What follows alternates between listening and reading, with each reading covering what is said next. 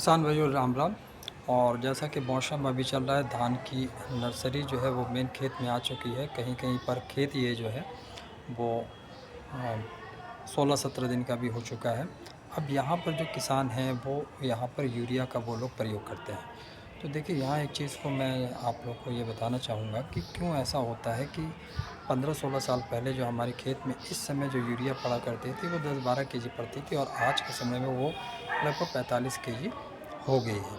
और अगर यही चलता रहा तो फिर आगे आने वाले समय में जो आप धान या गेहूँ जो भी करेंगे तो यूरिया की संख्या वो बढ़ती चली जाएगी, और एक समय केवल खाद होगा और अनाज नहीं होगा। तो ये जो बढ़ने का मेन कारण होता है, इस कारण का सबसे बड़ा नाम है कि मिट्टी और पानी का चेंज हो, पीएच वैल्यू जो है वो चेंज हो जाना। तो पीएच वैल्यू जो है मिट्टी और पानी का कितना होना चाहिए, तो पानी का जो पीएच वैल्यू होना चाहिए वो 6.5 से 7 के बीच में होना चाहिए, और मिट्टी का पीएच वैल्यू थोड़ा सा उससे कम होना चाहिए।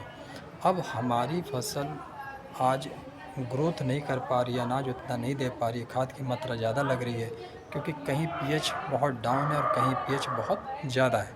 और दोनों केस में हमारे जो पौधे हैं उनका विकास नहीं होता है, जड़ की मात्रा ग्रोथ नहीं कर पाती है। और दूसरा कि जितनी पीएच वैल्यू बराबर रहेगी, पानी उतना ज़्यादा पतला रहेगा। पानी पतला रहेगा तो उसमें कोई भी खाद, कोई भी चीज़ घुल सकती है, और जो चीज़ पानी में घुलेगा पेड़ पौधा उस पानी के माध्यम से उसी चीज़ को लेगा।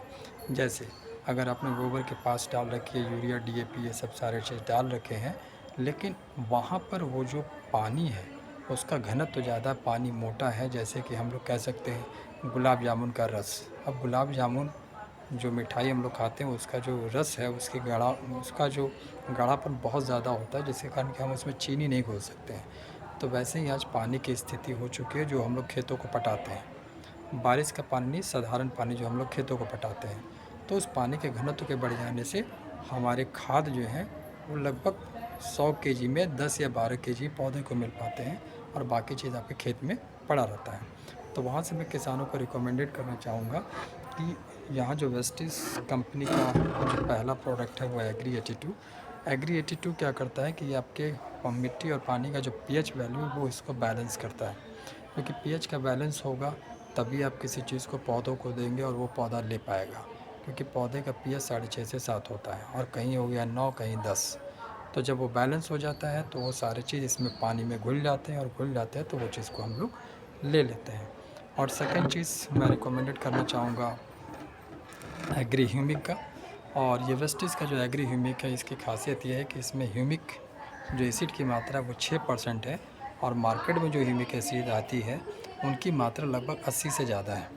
तो यहाँ पर जो एक्सपर्ट है, एग्री एक्सपर्ट है, कृषि विशेषज्ञ, वो जानते हैं कि पेड़ पौधों को ह्यूमिक की मात्रा 6% से ज़्यादा नहीं चाहिए, और ये दोनों चीज़ जैविक तरीके से किसानों को ये दी जा रही है।